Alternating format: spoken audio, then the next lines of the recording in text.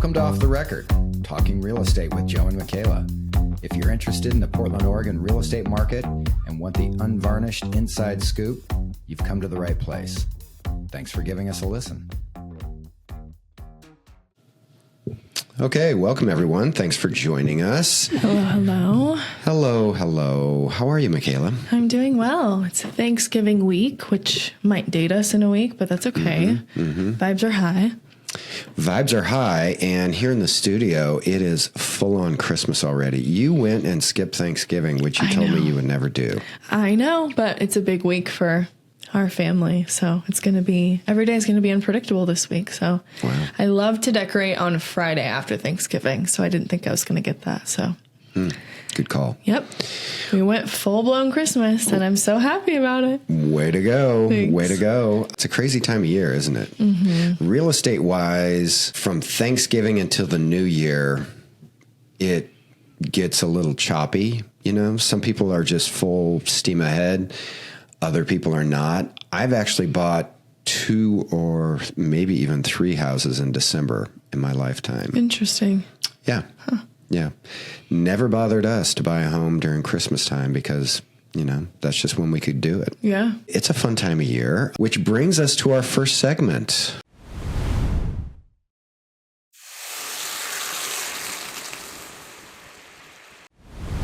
Our off the record moment, which has turned into kind of what's bugging you right now. Well, no, yeah, it has. It's supposed to be a hot take or a confession. Okay, and That's the idea. I'm going to let you lead off. Okay. My gripe. Okay, this is a gripe. See, this is quite the straight segment. to the gripe. I hate when people call stuffing dressing. Which do you like more, stuffing or dressing? Stuffing. What do you mean? Oh, you like stuffing better than dressing? Stuffing is stuffing. Dressing is something you put on top of a salad. Oh, I see what you're saying. So Yeah. it's not 2 different things. It's when people call the stuffing with the sausage and the bread and all of the things Giblets. dressing. Yeah. I used to despise stuffing as a child because I knew what went into it because I watched my grandmother make it when I was very young, and I was like, absolutely not. Giblets, no thank you. But as I've gotten older, it is delicious. Mm-hmm. It's my favorite thing on the table. Yeah. Okay, my hot take is, and many of you out there are going to really agree with this strongly, I think, being sick's the worst.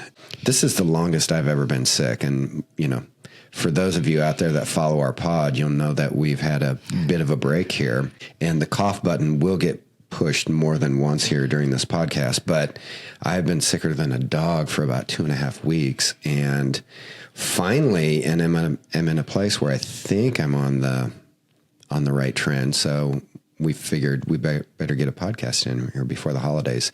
But that's really my hot take, is being sick and being sick for a long time. It just sucks. It's the worst. I hope you can start to feel better before the holiday. I'm feeling better. I'm just not at a place where I feel like once I get over 70%, I'm in the 60s right now. And I took a deep drop into the 20s there for about 6 or 7 days. It was awful. That's a long time. Yeah, coughing so hard that my chest and my ribs actually hurt. That's awful. Yeah, it was nasty. No fun. So, yeah. Wish I would have bought some stock in whoever owns Dayquil and NyQuil about a month ago. That would have been good. But yeah. So anyways. Okay. But we move on. We've got a great show for everyone today. And, you know, a lot of folks may be thinking about getting their homes on the market in the new year. We get a lot of phone calls, emails from past clients, new clients. Hey, we're thinking about selling. We're going to be interviewing some brokers. Can we get a time to meet with you?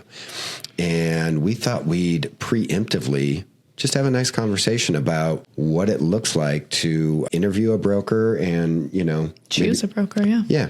And maybe give some advice on choosing a broker from someone who's been in hundreds and hundreds, both of us, in many, many, many listing presentations and meetings with clients who are looking at selling their homes. So obviously, the best way to find a broker is through a referral, somebody who's already worked with a broker, and they can make that direct recommendation. Family or a friend, usually the best ways to go. Right. But so that's, usually how we obviously connect with our clients as well. But we wanted to ask ChatGPT what they recommend.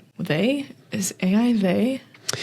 I don't know. Yeah, sure. What chat recommends if you don't have a referral option. So maybe you're brand new in a city. Maybe you just don't know that many people.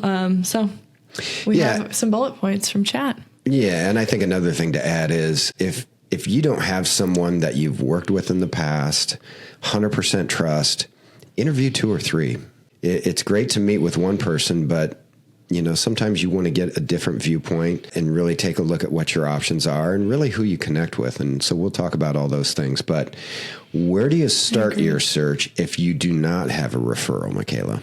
Well, chat said open houses for number 1. I have mixed feelings on this. I do think it's a good way to get to know their personality, but it's kind of a lot of legwork for the, person to physically go to a bunch of different open houses. But, I guess maybe if you're already interested in looking and you just want to see what's in the area, it could be a good way to get started. But just a heads up, most of the really, really good listing brokers that I know do not do open houses. Well, they have somebody on their team do open houses for them. So not meaning that they don't do open houses for their listings. Right. But right. And, people have a lot of different opinions on open houses, but that can be a great way if you see someone's name and they maybe are someone that you've been referred. That's a great way to see how they're going to represent your property, because how they're interacting and their preparedness and everything and how they present the home for an open house is a good indicator of what they might be doing for you. So yeah, I'm thumbs up on that. Okay, cool. Yeah. And then we have local agent reviews, which when I am searching for any kind of professional, this is usually what I'm looking at. We have to get in touch with contractors all the time. I usually, like many people, start searching on Google and then go down the rabbit hole of what pages they're on and if they have reviews posted. So I think that's a really good way to get to know, quality of broker. The caveat with that is I would go to Google, and there's other local Portland, wherever you're at, specific community pages or that type of things can be good. But Google, for the most place, I think is the best place to go. And, people ask me, well, I went to Zillow.com and I didn't see you had that many reviews. That's because I don't buy leads. We don't buy leads from Zillow. Yeah. And for the most part, the agents that get all the referrals on Zillow are the ones that are paying Zillow to feed them leads. And we just don't do that. That's a dynamic we're not going to get into, just because they're taking the information that we have from our listings, putting it online, and then trying to sell those people that are interested back to us. Yeah. They can come back to us without us paying for it. And too many brokers feel like they're, it's the only way, obligated or tied to that. But those are the agents that really get the reviews on Zillow, are the ones that are paying. Right. So we don't do reviews on there. Google's a great way to go, though. What about brokerage websites? We have a lot of people that poke around on brokerage websites, and that was high up on the ChatGPT list there. Yeah, I don't know. I mean, obviously, we want people to look at our brokerage websites. Obviously, we spend a lot of time making sure that looks professional. But I don't know that that's a great way to get to know somebody. Of course, they probably have like bios and maybe some recent sales. But yeah, I don't know. It's once you're looking at pages of, maybe hundreds of brokers. I mean, how do you even decide? I think it's great if you have someone that you've been referred to go and dive in. Yeah. But a better way is to look at their content. Social media is great. You go on Instagram, you go on YouTube, do they have a podcast? Do they, how are they putting themselves out there where you can get a look and really see if someone might be a fit for you? So that's where I think a website's great, but use that to find out what you can about them and how they do business and who they are as a person, really. Yeah, that's a good thought. So how to interview a potential broker. The first item on there, responsiveness and professionalism. Absolutely. This is a job interview, people. Yeah. And one of the things that Makayla and I always do is, this is a job interview and we bring a resume. So it's good to know, what that person has done in the past. If they're not looking at it as a job interview, what are they really doing? You're hiring them to do one of the biggest jobs you'll ever hire someone to do, monetarily anyways. And that's big. And so if they're not treating it as a professional or they're not responsive, that's a huge red flag, don't you think? Oh, completely. For obvious reasons, it's just going to tell you how they're going to interact with you throughout the whole sale, but also how they act with other professionals in the field and how, you're represented through the whole transaction matters, and our relationships with other brokers, escrow people, you name it. You want to be professional and all ends there. Yeah. Can they clearly explain the process? I think that's a big one as well. Yeah. In their presentation to you, and they should have a presentation or at least a running dialogue, they should be explaining how the process works, because most homeowners, at least here in Portland Metro, are somewhere between 7 and 9 years for every time they sell their home. And our real estate market right now, things are changing every 3 to 6 months. So having someone that is a professional and is a full-time broker doing this and can sit down and talk to you about the process and break things down very simply and straightforward, that'll prepare you for how you need to make a decision, right? Mm-hmm. Make you feel more confident, make you feel good about what's going to happen down the road here. And if they can't explain that process, that's a problem. Agreed. Yeah. Do they have any additional materials for you to go through? If they're just throwing all this at you in a phone call, that's really overwhelming. They should have some type of visual or document, or, we have like a booklet that we send everybody just to break that down again. I mean, it's an intimidating process. Let's not overcomplicate things. Yeah. And ChatGPT says, do they understand the local market? I agree. Have they sold homes in that market, or has their team sold homes in that market? And do they have a working knowledge of what that marketplace is doing right now?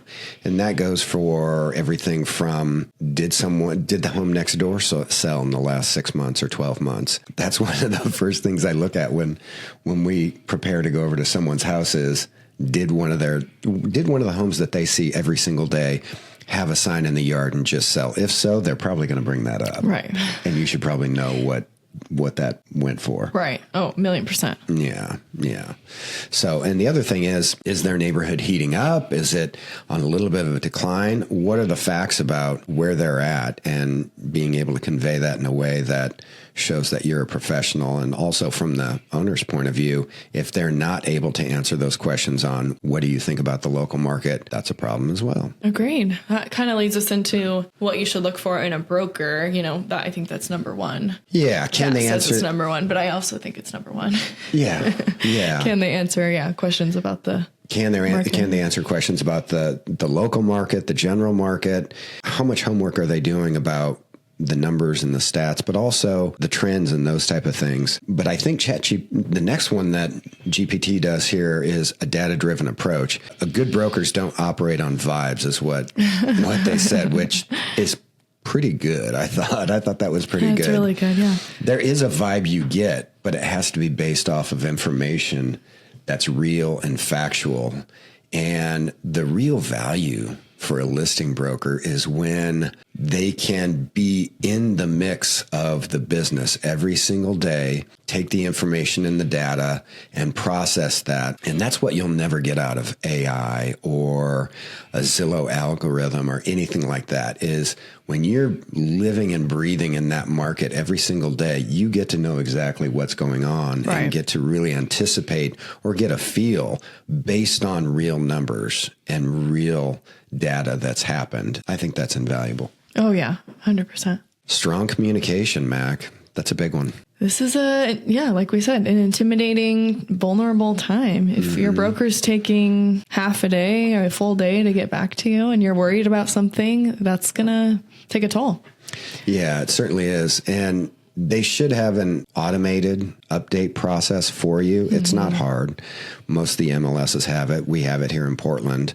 Being able to send someone information on a weekly basis about how many people are looking at their homes online, what's going on with the homes around them right now in the neighborhood, the comparable homes that you gave them when you guys set the price, what's going on with those. It's just good communication to be able to get that data and information out to people. Absolutely. So they talk about experience with your type of transaction. I love that. Yeah. Yeah. It's kind of a weird thing. And you tell me if you think I'm wrong, but brokers that have a wide range of sales experience, the $250,000 condo or the $2.5 million estate, once you do a couple of each one of those, you can kind of get in a pretty good rhythm. And, Makayla, you've, in a very short time in your career, you've done a lot of sales at a lot of different price points. And being able to speak to every single price point and area here in the area is really big. And when a broker, when they can't point to experience or knowledge of the price point that you're in as an owner, when you're interviewing them, that can be a real problem. And I keep mentioning a problem.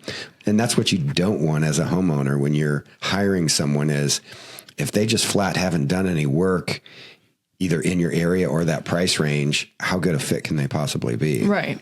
Like specifically land is coming to me. A land sale is so different than a normal sale. It's not like it's overcomplicated. They're just things that we know to ask about and prepare for. That's going to be very different than that $250,000 condo, like you said. And that $250,000 condo is going to be a lot different of a sale than a single family home. It's not really... Yeah. We're not really getting to the price point here, but the condo is going to have HOA things that we need to look at, lots of documents, more complicated that we'll have to dive into. Yeah. That's just different. So it is different. And there's always the dynamic of, my niece just got her license. We're going to put the home up for sale with her and her brokerage. Boy, people really, really think about it. Really think about it. And you've seen this. I've seen it so many times over the years. And in a super hot market where you don't have to do a lot of marketing and things are flying off the market real fast, yes, you can get it sale pending, but can you get it closed? And can you be represented in a way that's going to represent your best interest if they don't know what they're doing? And that is a real, real problem. I would suggest if you have someone in your family that they partner. Make sure that they're with a good brokerage. And then if they're with a good brokerage, have them go to their managing broker and say, hey, my uncle or someone in my family wants me to sell their home, but they want me to co-list this with someone. Really good advice. Right? Yeah. And if they're not willing to do that, you might have to make a tough decision there. But if they can bring in someone that has a lot of experience and you'll want to interview them too. If they're going to be leading it, that might be a good fit for you. But sometimes you got to make tough decisions and just say, I need someone that's good, experienced, that I can really feel comfortable with to get this thing done. Because, like I said, a lot of times this is one of the largest amounts of money in your life you're going to be dealing with. And that's a big one. Couldn't agree more. The other thing that they talk about is values and personality fit. Mm-hmm. I love the personality fit thing. I think that's very important because you're going to be working with this person for, maybe up to a year. You don't know. Could be. Could be. Yeah. 45 days could be a year, but ChatGPT gave us the red flags to watch for, which I thought was good. It's interesting. It says these are the quick ways to know when to run the other direction. Vague answers about market trends. Yeah, that's a good one. It is a good one, but also maybe they don't want to overcomplicate things. So I guess if you have like a specific question and they just straight up can't answer it or don't know how to get back to you and answer it, that's a bigger red flag. I think the big red flag would be if they try to manufacture a response that is not helpful. Yeah. There's no shame and there's nothing wrong with saying, that's a good question. Let me look into that and I'll get right back to you. They get back to you either that day or the next day. I think that's fair. Yeah, I agree. The other thing they say is pressure to make fast decisions. Yeah. That's interesting. Yeah. I would agree with that. Oh, 100%. Yeah. I would agree with that. I mean, I don't think pressuring someone to make a decision, I just don't think is, there's always going to be timelines, but when someone's trying to make a decision on who they want to represent them, 99% of the time, it's all their timeline. It's no one else's timeline except for theirs. Oh, yeah. So if someone is pressuring you, I would call that a definite red flag. Yeah, agreed. Yeah. The other one is overpromising unrealistic outcomes. I like that too. Is that a good way for saying I can get you more money for the home than the other guy? Oh, yeah. Oh, yeah. I think a huge part of our job is managing expectations. Obviously, milestones throughout the transaction that we can prepare you for, but, you know, more often than not, there are going to be little hiccups. Always. And it's out of everybody's control. So what we try to do is just manage expectations. Yeah, it's not that those things happen, because it happens in every transaction, every market opportunity here. It's how you handle it. And if you've seen it before, being able to handle it the right way and those type of things. So disorganized communication is another one. Yeah. That is a pretty good sign. I mean, yeah, if you're like going back and forth from text to email or taking too long to respond, I think that kind of goes with communication in general. Yeah. Talking more about themselves than your goals. I love that. Way to go, ChatGPT. Yeah. That one's spot on. That is spot on. You know, they're there usually in your home to tell you about what they can offer you in terms of representation, marketing, expertise, guidance, those type of things, which takes time for them to speak to you about. Mm-hmm. But if they're not also asking you questions about what's important to you during this process, how do you want to communicate? You know, what are your goals? What are your timelines? What are your non-negotiables? What are the things that you're going to be okay with? Those type of things. You probably don't have a very, balanced relationship there yet. And you can certainly change that around and ask them those things. But if they're not asking you those things, that might be a red flag. Yeah, I think so too. Yeah. Okay. Wow. Pretty good with the red flags. Yeah. Not bad. Not bad. So the bottom line, what do you think? Well, I think you should always do your research. Like we were just talking about, you're on no other timeline but your own. So take your time to make these decisions. And I think you just really want to find somebody who can advocate for you the whole way through. That's what's most important. There's a lot of moving parts and pieces here, and I'm going to put something together for our show notes. Okay. Yeah. Some good questions to ask. I think that would be helpful. Good. Yeah. Yeah. Okay. And maybe a checklist for what are the basic things that a broker should have for you as far as a marketing program. Because it's one of those things where if someone's just going to put a sign in the yard and put it in RMLS and call that their marketing, that's probably not a good strategy for you in this marketplace. No, especially this market. Yeah, this marketplace is very, very challenging, very competitive. And you really have to be able to get all the available eyeballs on your home to make sure you get the highest price. Mm-hmm. And to do that, you got to have a plan. You got to have a strategy. Go to the show notes if you're interested in seeing more on that. LivPortland.com, LIVPortland.com. So we got to end. Hopefully you found this helpful. Yeah. Yeah. Hopefully this has been helpful. But we're going to end with our last segment, which is what we're loving right now. Something we're loving. You start. I think I'm probably going to take yours, but I love the holiday season. This is my favorite time of year. It's not mine. But it's not yours? No. Oh, my. Okay. From Thanksgiving to New Year's is my favorite time of the year because it goes Thanksgiving. I got a little birthday coming up. Yeah. Christmas, New Year's. It's just so much goodness, and everyone's happy, and it's cozy. It's cozy. People aren't. There is some stress, obviously, but most everyone is in a good mood. So I'm up for the holiday seasons. Bring it on. Yay. Mm-hmm. You better go home and decorate. Mm-hmm. Put your money where your mouth is, Joe. Yeah, maybe next week. That's fair. I am loving the Multnomah Whiskey Library. Oh, that's I went there for the first time this weekend, and it was so much fun. I didn't really know what to expect, and my friend was actually worried she was overhyping it, but she definitely didn't. It's just if you haven't been and you like to explore fun bars in Portland, that's definitely something worth checking out. It's just cozy. It's a membership, isn't it? Yeah. There is a membership option, which it's waitlisted, which is crazy. But we were able to just make a reservation. But it's cozy. It's fun to go during the holiday season. I think it's a good stop. It's like billiards vibe on the inside. Lots of like old leather and lots fancy. of leather. They have like 2,500 bottles of whiskey. Great appetizers there too. Yes, it's the best burger in Portland. Also, what? I didn't try it, but I want to. Who says that? Reliable source. They got voted the best burger in Portland. Yeah, they did. Oh, another reason for me to go. So yeah, there you have it. Well, that's Let me know fantastic. if you check it out. Oh, you know I will. Okay, everyone. Well, thanks so much for joining us. We really appreciate it. Happy holidays, and we'll catch you next time. Thanks so much. Bye. Thanks for joining us today. If you're interested in finding out more about Joe, myself, or the LivPortland team, you can go to livportland.com. Thanks for giving us a listen, and see you next time on the Off the Record podcast.